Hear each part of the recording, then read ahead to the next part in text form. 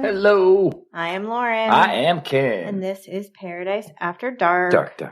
Paradise After Dark is a bi-weekly podcast covering true crime, unsolved mysteries, missing people, urban legends, and the dark side of the Sunshine State. If you'd like to support our show and get a bunch of extra Paradise After Dark content, sign up for our Patreon at patreon.com/Paradise After Dark podcast.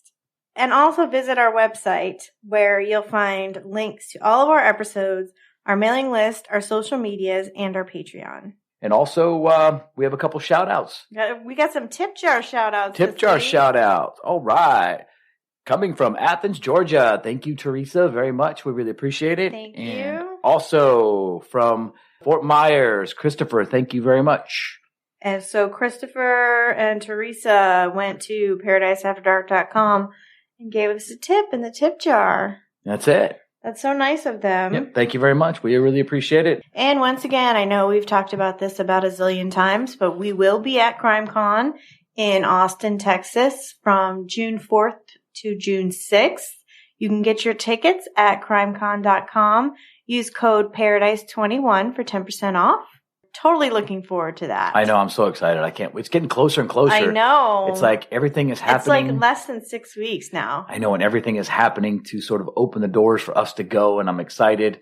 I know they've got some parameters. So visit their website so you can check out whatever the parameters are. Yeah, there is limited seating. So definitely get your tickets early. Are they doing that for the social distancing? So it's going to be sort of And there is a virtual option where you can attend virtually. Yeah, I like the fact that... And the promo code works for the virtual option as well. Yeah, like I was saying, I like the fact that they're making it safe for everybody, and they're opening up everything for everybody so you can feel comfortable. So if you're not comfortable being there, you can still be involved. But I think CrimeCon's doing a heck of a job making sure that this goes forward and goes on. Yeah. So it was sad that we lost Orlando last year. We didn't get to go, but Austin, pumped. Here we come. So Lauren, tonight's episode, I think a lot of people might know about this case if they have a television. Well, maybe. I didn't actually really know about this case until I found it and then said, oh, well, let's look into this. And okay. It's one of, and I know I've said this multiple times on this podcast, but literally my biggest fear is somebody coming into my house in the night with ill intentions. And, that's why GSK scares the shit out of me. That's why the Night Stalker scares me. And that's why the Gainesville Ripper, who is who we're going to be talking about tonight, scares the shit out of me. Mm-hmm. So first I want to say, who has seen the movie Scream and its sequels? Raise your hand. I'm in here raising my hand. I actually saw the movie. I remember seeing Live Her Alone. I remember seeing that movie when I was in the 5th grade at the theater when it had come out. And I still have no idea how I got in to see that movie. I think maybe back in those days, they didn't really enforce like rated R movies. I don't know. But here's the deal. So in March of 1994, a struggling actor and screenwriter named Kevin Williamson became engrossed in the news programs about a drifter who terrorized the town of Gainesville, Florida, with the murders of 5 college students over a 3-day span in August of 1990. He then hammered out the screenplay for what would become Scream, the successful 1996 movie. So this is actually the case that the movie Scream was based on. Well, in late August of 1990, the city of Gainesville, Florida, was in the state of panic. There was a crazed killer on the loose in their town because 5 college students had been murdered over the course of 3 days. The newspaper started calling the town Grizzly Gainesville, and many of the students had just started the semester at the University of Florida and Santa Fe College in Gainesville, and they withdrew and fled the city. So they started packing up and going, as most people would if you're scared. Yeah, everyone was basically freaking out. And here, I'm going to explain why. On Sunday, August 26, 1990, Gainesville police officer Ray Barber responded to a call to the Williamsburg Village apartment complex. It was a Signal 64, a call to assist a citizen, which is a rather routine call. but this call would be anything but routine. He arrived to meet Frank and Patricia Powell waiting outside of an apartment. They had driven there from Jacksonville to visit their daughter, Christina Powell, age 17, but they could not get her to answer the door. Her car was parked right outside and there was loud music coming from the apartment. They asked the maintenance man at the property to open the door, but he insisted on getting the police involved. The couple told Officer Barber that their daughter had known they were driving over from Jacksonville that morning and had not been seen by anybody since early Friday morning. Now, this is Sunday. They also said that Christina's roommate, Sonia Larson, also 17, had not called her mother the day before, as was arranged. Both young women, Christina and Sonia, were freshmen at the University of Florida. Christina was from Jacksonville and Sonia was from Palm Beach. When they gained entry to the apartment, they found the nude bodies of Christina and Sonia. Both had been stabbed to death. Journalist John Donnelly, who covered the story for the Miami Herald, said the officers noticed the unusual way that Sonia Larson's body was posed. All of her clothes had been taken off, he said, and she was laying back on the bed with her feet on the floor and her hair fanned out. Now, the maintenance man ran outside and vomited. Right there, Christina's parents were right there behind him. And he runs out and he throws up all over the sidewalk. Well, it's the thing nightmares are made of. Sonia's mother would later tell the press that Sonia hadn't even slept a full night in her new apartment as she had just moved in, preparing to start as a freshman at the University of Florida. Her body was surrounded by boxes of still-packed possessions. In the middle of all the craziness, a young woman walked from her car towards the building where the two victims had been found. She'd been out of town over the weekend and had heard nothing of the day's events. Elsa Strepp was escorted from the scene and taken to the Alachua County Crisis Center. Once inside, she was told that her roommates, Christina Powell and Sonia Larson, had been murdered. So this is a third roommate. Yeah. She just happened to be out of town that weekend. She almost collapsed from shock. It was some time before it struck her just how closely she had come to meeting the same fate as her two friends. You know, and that's one of those cases where somebody says, hey, won't you stay a little bit longer? Or, like trying to get you to stay or stay the night, or you get a flat tire, you run out of gas, you have to stop and get gas. Sometimes you're better off to just let things happen instead of push. Because think about that. If she'd have come home one night earlier, she could be with them. Well, Officer Ray Barber, the officer who responded to that call, he spent some time with his wife, Gail, after the gruesome discovery. But not long after, Gail had to leave. Gail was also a police officer with the Alachua County Sheriff's Office, and she was due in for the midnight shift. And around 12:30 a.m., hours after the murders had been discovered, Officer Gail Barber was dispatched to check on an 18-year-old Krista Hoyt. Krista worked the night shift in the records department at the sheriff's office and had not shown up for work and had not called in. Now, Gail knew Krista well and was sure that she had some logical explanation for why she didn't come in or call or hadn't shown up. So when she arrived, she noticed that Krista's car was still there. So she knocks on the door. She didn't get an answer. They knocked again and tried the door. It was locked, which makes sense. I mean, you're a deputy. You're going to do all the things you're supposed to do. So hearing the noise, manager Albert Hoover comes out to investigate. And that's when he meets Officer Barber, Gail Barber, and her partner, Officer Keith O'Hara. So they all went around to the back of the apartment to investigate and find out what's going on. And they noticed that the chain link fence had been damaged. Now, through a slit in the blinds, peeking in basically, they could see a woman's naked body draped over the side of the bed in a pool of blood. And as you can only imagine, they were horrified when they realized that the body had actually been decapitated. So back at the first crime scene, whispers began about the bodies of the girls being mutilated. Something about the breasts of one of the victims.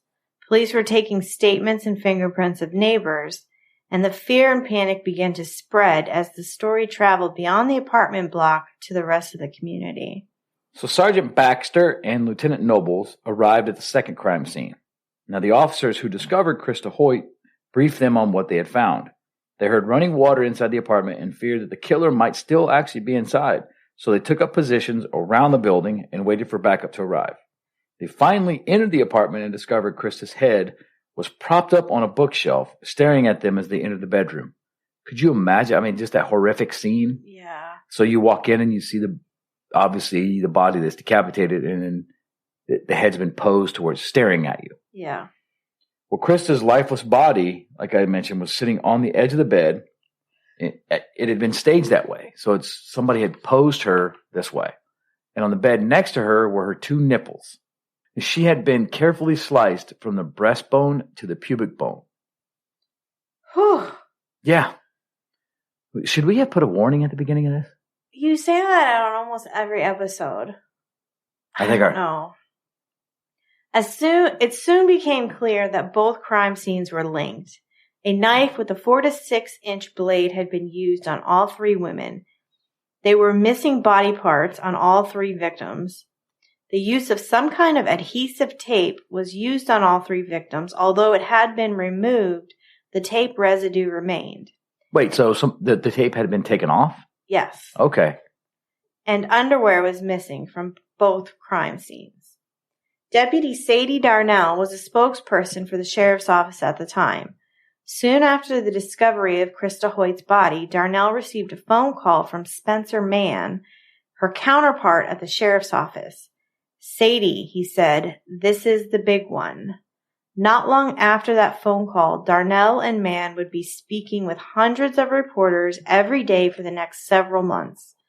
Describing the media blitz on Gainesville, Darnell said it was like being bitten to death by thousands of ducks. Ooh. It was palpable. It was everywhere. It was real, Darnell said in a recent interview.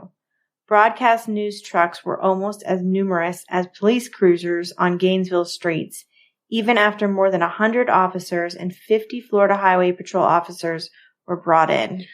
Well, the media, could you just imagine when you have that many law enforcement officials, deputies, patrol cars, and they all start pouring in there?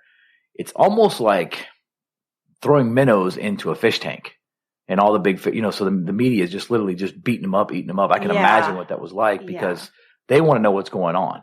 So it's like the food is in the bowl and they're coming to eat. So I could just imagine what that was like in real time, Well, in the aftermath of the murders, investigators discovered some highly unusual details at the scene. Lead investigator Don Maines said they found out that the suspect had broken in by wedging a screwdriver into the door jamb, basically jimmying it open. Now, one woman had also been found with soap on her body, and the perpetrator had used duct tape on both of the victims, but the tape had been removed, like we just finished discussing. And we think this was an effort to keep investigators from discovering DNA, blood types, fingerprints, Maines said. Now, can we discuss that for a minute? Sure. Okay, so the soap that's on the body, that's to maybe to wash it, or is that just to clean it? Probably he cleaned it. You figured the soap just kills any germs, figuring that would kill the DNA?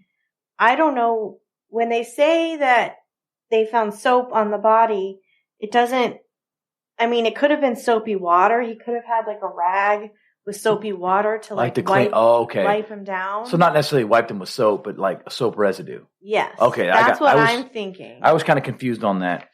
And he brought obviously what appears to be duct tape, but took it with him when he left. So at this point seems like someone who an organized. Exactly. That came in. This is not something that just random act. He saw this and acted on it. This is premeditated or planned. Right. However you want to look at it. Okay.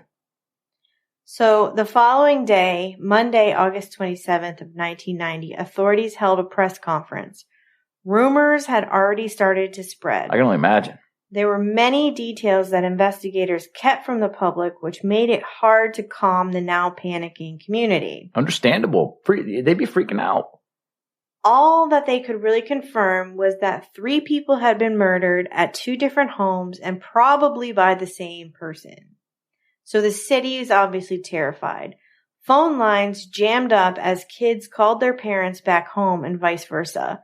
Students band together, as many as 10 to 12 kids sleeping in the same apartment or home. Everyone was afraid to be alone. Every hotel in the city was filled.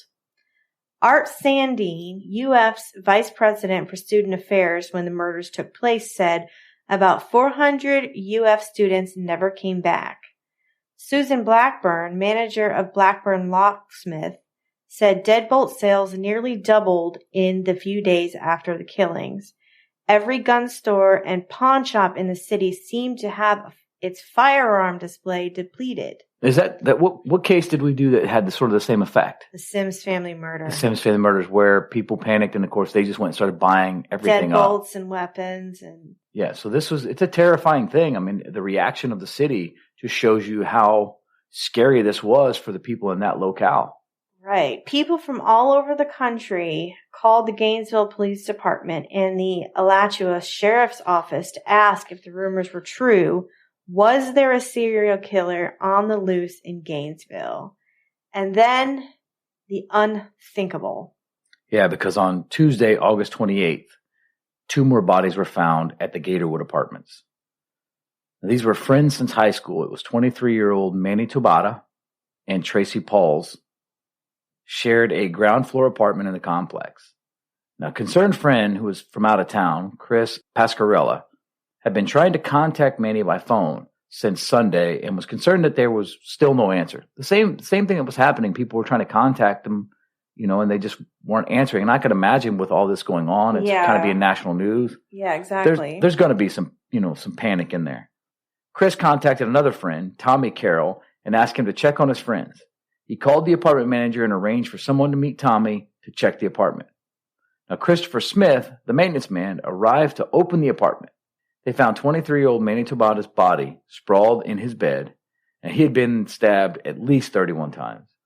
He was cut or stabbed on his chin, neck, chest, abdomen, legs, arms, hands, pretty much everywhere all over his body. Now, authorities believe that Tabata was the first to be attacked after the killer broke into the home, and they fought for some time before Tabata was killed by multiple stab wounds, which... If you see a picture of Tabata, he was a pretty fit. He was a big dude. Yeah, he wasn't no easy win. That's for sure. I mean, he was a pretty stout dude. So you can just imagine, the fight that might have ensued, especially with a knife. Gunshots, that stops a guy pretty quick. A knife, you got to hit 3 or 4 important spots before you stop a guy that size. Right. Then the fight obviously was on, which would explain why he was stabbed so many times. Now, Tracy's naked body was bloodied. It was lying in the hallway between the 2 bedrooms, and sitting on the floor above her head was a dark-colored bag. And Christopher slammed the door shut and locked it. Now, when he returned 5 minutes later with the police... 5 minutes later. I'm just reiterating for our listeners. 5 minutes. 5 minutes later. 5 minutes. That's it. Just 5 minutes. The door was unlocked, and the dark-colored bag was gone. There were no mutilations this time, so it wasn't no beheading or any slicing and dicing of the rest of the body parts. Now, perhaps the killer had been interrupted before he could complete the job. Now, had he still been in the apartment when Christopher and Tommy entered? Like previous murders, Paul's, who had been raped, was found posed, and she had soap on her lower body as well as tape residue on her wrist and her mouth.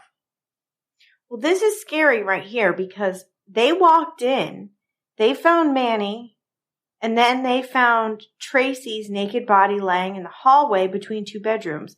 There was a dark-colored bag laying on the floor above her head. So they immediately run out, they lock the door, and then they come back 5 minutes later with the cops.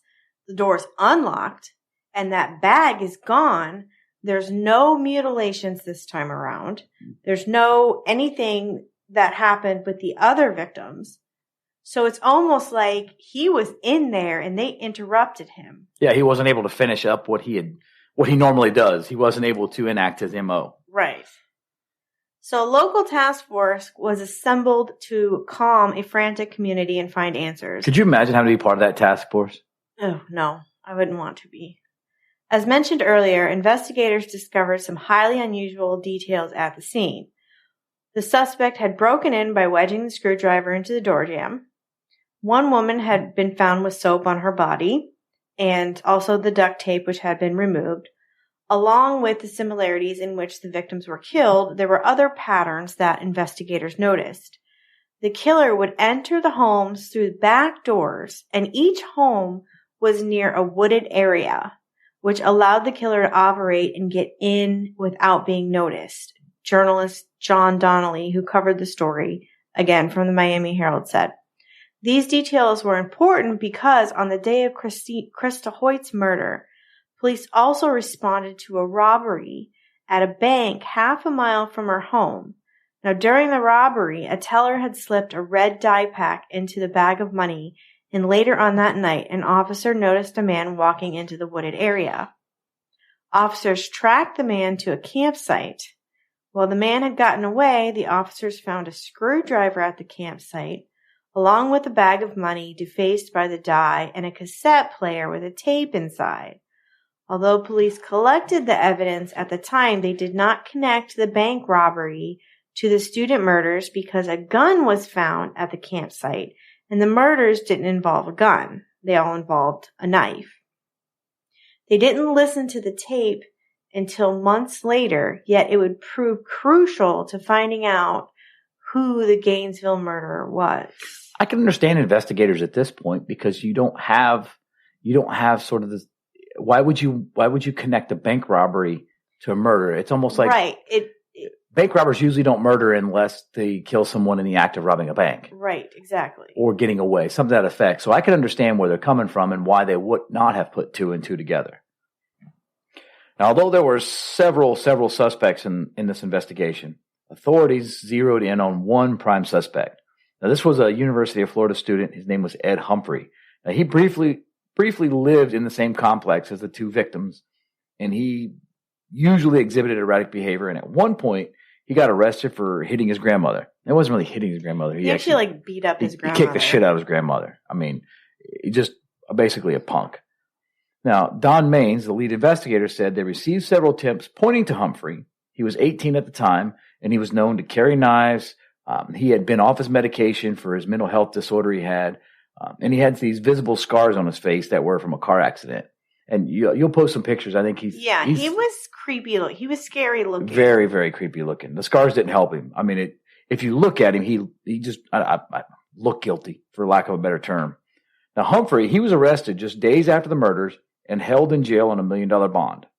Now, former state attorney Rod Smith said that when the investigators searched his home, they did find magazines about knives, guns, girls. I guess that's pretty much all the stuff that you'd find in an 18-year-old male's house, though.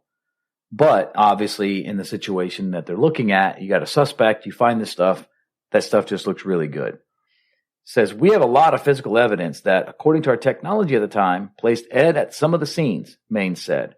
"Some fiber, some hairs. They couldn't say definitively it was Ed's hair, but they also couldn't say it wasn't." Now, there's one major problem that the investigators had, because even though the DNA testing technology was still in its infancy, investigators were able to determine that the suspect's blood type, through semen left behind at the crime scene, found that the suspect had type B blood. But when they tested Humphrey, he was type A. Now, eventually, it was revealed that there was actually zero evidence connecting Mr. Humphreys to the murder scene. But the investigators did keep him in jail on $1 million bond for basically attacking his grandma. Yeah, they kept him in jail purposely because they were trying to build a case against him. Yeah, because could you imagine? I mean, we talked off mic, but could you imagine if he would have gotten off or that let out of there, so they couldn't pin it on him? They just let him go on this little, they give him like a $5,000 bond, and he's out of jail. And people are like, wait a minute, because by this time... Well, and then the thing is while he was in jail, there were no more murders. So that just made people think even more that he was the perpetrator. Yeah, because once they sort of pointed the arrow at him a little bit, like, hey, this might be our guy, the news media picked it up and ran with it. So there's no way they could have let this guy go, because the media, remember, there was more media than there were police. Right. So that you could have just imagined what that would have been like. So meanwhile, Cindy Jurasich was on a trip through the Florida Panhandle in August of 1990 when she heard a news report about the grisly string of murders. They immediately made her think about a man from her Louisiana hometown church who used to spend time with her and her family. That man, Danny Rolling, had told her one day that he was going to leave Shreveport, where they lived. He always told us, one day I'm going to leave this town and I'm going to go where the girls are beautiful and I can lay in the sun and watch beautiful women all day. Another thing, the Gainesville murders were eerily similar to 3 other murders that had occurred in Shreveport, Louisiana on November 4th, 1989. Detectives noted that there were similarities between the Gainesville murders and those of 55-year-old William Grissom, his 24-year-old daughter Julie, and his 8-year-old grandson Sean. The family had been attacked in their home as they were preparing for dinner. Afterward, Julie Grissom's body had been mutilated, cleaned, and posed. Sound familiar? Cindy said she thought of Rowling, who, just a few months after the murders in their community, said something deeply disturbing to her then-husband, Stephen Dobbin. He'd come over every night for a while, and then one night Stephen came in and said he's got to go, Cindy said. Dobbin told her that Rowling had told him he had a problem. He said what kind of problem, and Rowling apparently said he likes to stick knives into people. Now, Don Maines, the lead investigator, traveled to Shreveport in November of 1990 to check out these similarities between the murders. They included posing the victims, tape residue on the victims' bodies, and vinegar used to clean the body. So in Louisiana, he had used vinegar to clean the body, but in Gainesville, it was soap. Maine said they tested the body fluids from the perpetrator in Shreveport and found that this person also had type B blood. He called the match to the evidence in Gainesville a revelation in the case. It was shortly after this that Cindy Jurasich worked up the courage to call Crime Stoppers and report that she believed her old friend Danny Rowling might be the killer. And this is the point where we want to make sure that everyone understands this is why it's important. If you see something, say something. If you're wrong, that's fine. They'll figure it out. They might just say, oh, geez, we've already checked into that. No problem. But usually what happens is they'll have they'll get a tip in a case, and they'll, like Humphreys, everybody kept calling and giving the tip. They went and checked it out. So if you call in and a year later and you give the tip and you say, oh, it's Humphreys, and they say, oh, we already checked it out, it wasn't the case. But if you give a name they don't know, oh my God, well, let's look into this. Give them a chance to look into it. So if you see something, say something. It's imperative. So the investigators, in this case, they responded to the Rowling tip and began an investigation, and they actually quickly found Rowling. Now, he had been arrested on September 7th of 1990 for an Ocala supermarket robbery. The robbery was committed 10 days after the Pauls and Tabatos bodies were found. Now, Rowling was being held in the Marion County Jail, and that was 40 miles south of Gainesville? 40 miles south? Now, as part of the investigation, investigators determined that Rowling had type B blood, like the suspect in both Gainesville and Shreveport murders. Once Florida investigators realized that Rowling had multiple convictions for armed robbery, they realized he could have also been responsible for the bank robbery that occurred on the day of the Krista Hoyt's body was found, on Krista Hoyt's murder. They returned to the evidence locker. Now, of course, now they're saying, okay, well, maybe the robbery and the murders are linked a little bit. Yeah. So, because you got this murderer who they found had robbed a grocery store. Was it a grocery store? Yes. So now they're going to try to put the pieces together. So they return to the evidence locker, and they get the gun, the screwdriver, the bag of money, the cassette player. Now all the stuff had been stored there. And the tools that they found, the screwdriver, they matched the marks of that to the scenes of the Gainesville murder. Because remember, all the doors were popped open with a screwdriver. And the small one-man camp where Rowling was living in the wooded area located near the apartment complex was constantly frequented by all the students. And finally, they listened to the tape that Lauren spoke about earlier. And according to an article from ABC News, the tape contained recordings of a man talking and singing. Detective Legren Hewitt said in one of the songs, the man sings, "Mystery Rider, what's your name? You're a killer, a drifter, gone insane." Mystery Rider, what's your name? You're a killer, drifter, gone insane. I really don't want to sing it again, but that's kind of the song itself. Right. That's twisted. Yeah. Regardless of what you're thinking. Now, you're finding this along with suspects, so it's kind of all coming together. Now, Hewitt said the man also talked to his family about life and how he felt he went down the wrong road. Smith said Rowling also talked about the best way to kill a deer. Then at one point, the man on the tape says his name, Danny Harold Rolling. That was exciting, Hewitt said. It didn't matter what the lyrics were or what he was saying at that point. If we had played the tape before, we would have had this guy 3 months ago, Maine said, but for some reason, somehow, the tape escaped us, and I'll freely admit it. As mentioned earlier, the investigators didn't have to search far for Rolling. He had already been detained 40 miles south of Gainesville in Marion County, where he was being held for another robbery he'd committed at a supermarket. Rolling was formally charged with the murders of the 5 Gainesville students in June of 1992. So let's break this down and talk a little bit about Danny Rolling and who he was. So he was born in Shreveport, Louisiana on May 26, 1954. His father was a Shreveport police officer named James Rolling, who told Danny that he was unwanted from birth and who abused his mother, Claudia, and his brother, Kevin. In one incident, Danny's mother went to the hospital after claiming her husband tried to make her cut herself with razor blades. She made repeated attempts to leave her husband, but always returned. In one example of the senior Rolling's sense of discipline, he pinned Danny to the ground, handcuffed him, and then had the police take his son away because he was embarrassed by him. In 1963, Claudia suffered from a nervous breakdown. Danny failed the 3rd grade for repeatedly missing school due to illness. School counselors described Danny as suffering from an inferiority complex with aggressive tendencies and poor impulse control. It was recommended that Danny receive counseling, but he never did. There's a guy that really needed it because his abuse, if you really look into what his abuse entails, it's pretty horrific. Yeah. Now, as a teenager and young adult, Rolling was arrested several times for robberies in Georgia and was caught spying on women getting dressed. In June of 1971, Danny failed the Navy enlistment test, but joined the Air Force instead. He went to Lackland Air Force Base in Texas and worked as security police and at the Strategic Air Command at Homestead Air Force Base in Florida. He became an airman first class. Now, Rolling tripped on acid over 100 times and did other drugs while in the military. In 1972, he was locked up for a drug possession charge and for disobeying orders, lost a stripe, and was diagnosed by a psychiatrist as having a personality disorder. He was forced out of the Air Force at that time. As an adult, he had trouble trying to assimilate into society and hold down a steady job.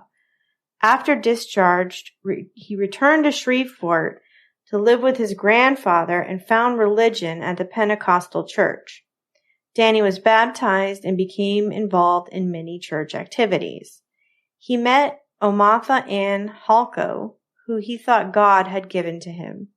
He married Omatha, who was pregnant on September 6, 1974. Now, Rolling's daughter, Kylie Danielle, was born in 1975, and Danny began to feel the pressure of working 2 jobs to support them, his wife and his kid. He began drinking and smoking marijuana again, left church, and acted so irrational that Omatha became afraid of him. Probably acting like his father, just like, it's kind of a learned behavior. He would run off for hours or days without telling her anything. He began peeking in windows of his neighbors and talking about strange things like seeing UFOs, Jesus, God, and demons. Sounds like he was doing some more acid trips. Omatha called his father, who promptly came over and threatened Danny with a knife to his throat. Just like he used to do when he was a child. In 1977, Danny put a gun to his wife's head when she said she was going to leave him. He threatened to kill her and her ex-boyfriend when he caught them having an affair. He beat up the ex-boyfriend and Omatha after she threatened to leave him, then turned the gun on himself, so she begged him to stop. Omatha filed for separation, and this was devastating to him. They were divorced 6 months later, and Danny committed his first rape on a woman who resembled Omatha. Now, I checked into the rape case. She's actually come out and done some interviews. You got to kind of look for them. One of the things that she said in the interview is that she liked to she read a lot of true crime books and listened to true crime, and she feels that is what kept her alive. Because she was smart enough to keep him calm and, try not to get him aggravated. And at one point he tried to, because she was allowing him to just do it and get it over with. And at one point he's like, well, here, let me remove your blindfold. And she would not let him remove the blindfold because she was afraid that if the blindfold got removed, if he knew that she could identify him, that he would kill her. So it's actually a pretty smart move on her part. Yeah, that is smart. So she's like, hey, no, let me stay blindfolded. In all the fear and how horrific that had to have been, it may have saved her life, especially if, you fast forward to this situation where obviously this is a man who's capable of that. Well, also in 1977, Danny gets into a bad car accident that resulted in a woman's death and claims he was tormented by this incident. I believe it was a work vehicle. He was actually at work, wasn't he? It was like I'm not 100% I think it was a work truck. Sure. And he physically hit somebody and they died. Now, the 1980s brought about more of the same kind of bad lifestyle for Danny, who he was at this point, he's kind of in and out of jail, Alabama, Mississippi for armed robbery, Louisiana, he's everywhere. Right. This guy's in and out of jail. He didn't really have a lot going for him at this point. Now, his time between stints in jail were spent traveling the country, so stealing and occasionally forcing himself on women, which that's kind of his MO. He's kind of building this persona. And in May of 1990, he attempted to kill his father during a family argument. He shot him in the face with a .22, in which his father lost an eye and an ear. Didn't kill him. Didn't kill him. But this is when Danny decides he's going to take off, go to Florida, and this is where he began his burglary and robbery spree, which obviously culminated into the murders in Gainesville. When he went, his father pulled the gun on him, so he leaves and comes back with a gun to shoot his father. Yes, and he shot him actually right between the eyes. That's pretty dark to shoot your own father right between the eyes. But well, I mean, if considering the abuse that he's withstood his entire life, and that's no excuse for what he did later on in life. But it's not an excuse, but it's explanation. It kind of explains what happens. You take someone who has mental disabilities and you add that on top of it, and you're basically creating a monster. Right. So Rolling was brought to trial nearly 4 years after the murders. He claimed his motive was to become a superstar similar to Ted Bundy. Now, there is some rumor, and I haven't found anything, in black and white, but Ted Bundy and Danny Rolling were both at Stark Prison at the same time. And there was some rumor that they were kind of like buddies in prison. So there's that. Well, yeah, if you were friends with Ted Bundy, he acted like he was a freaking superstar. In February 1994, just before the start of the trial, Rolling abruptly changed his plea to guilty. To determine the sentence, jurors listened to testimony from his mother, who recounted the abuse the defendant had received. To determine the sentence, jurors listened to the testimony from his mother, who recounted the abuse that Danny had received at the hands of his father, and from a psychiatrist who described an alternate personality of Rolling's named Gemini, who drove him to his sadistic acts. Gemini. Now, this is kind of funny because just before the killing spree that claimed the 5 students in Gainesville, Danny Rolling went to the local theater and saw the movie The Exorcist 3.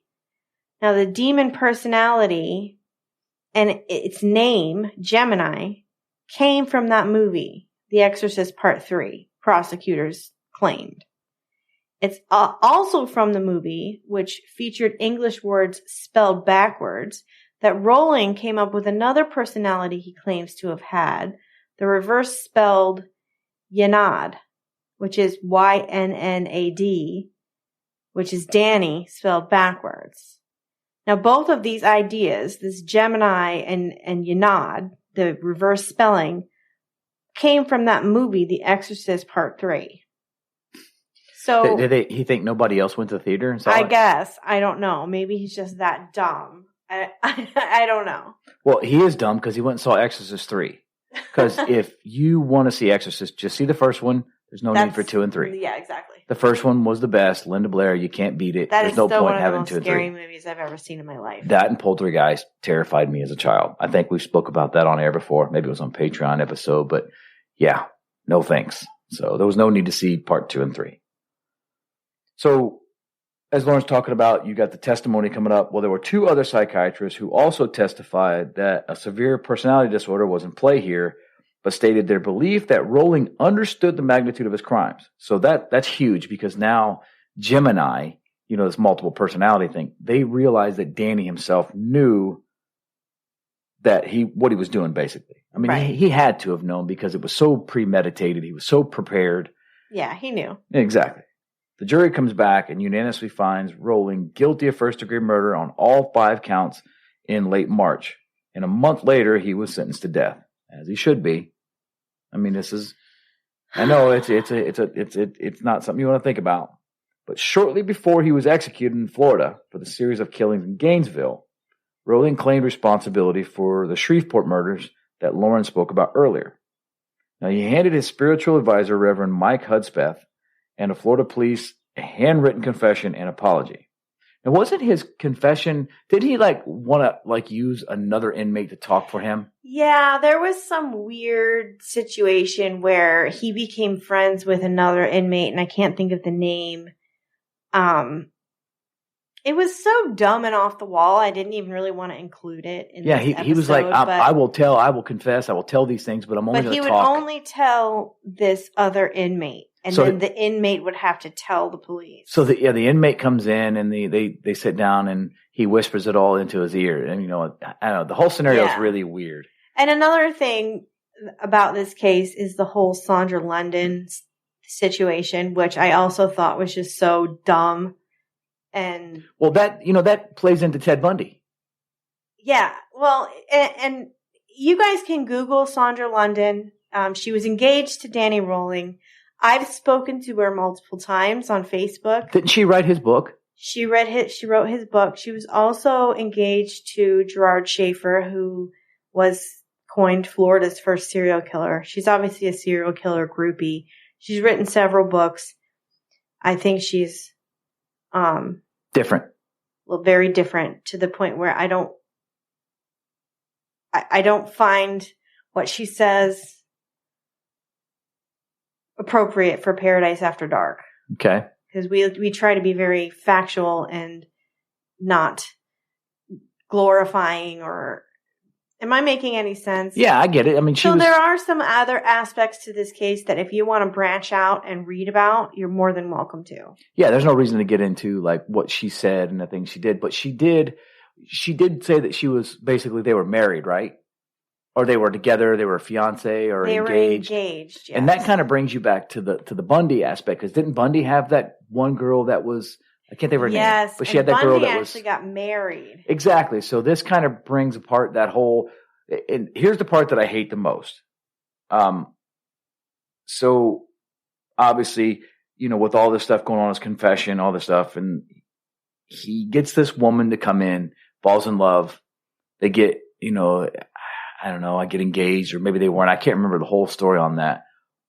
But it was so Bundy-esque that it's like this asshole kind of got his superstar status at the time. Which is one of the reasons why I didn't want to put all this in here. I know, but we got to talk about it because it is the case. So all we're doing is we're giving the facts on the case. This is not an unfactual statement. No, it's not.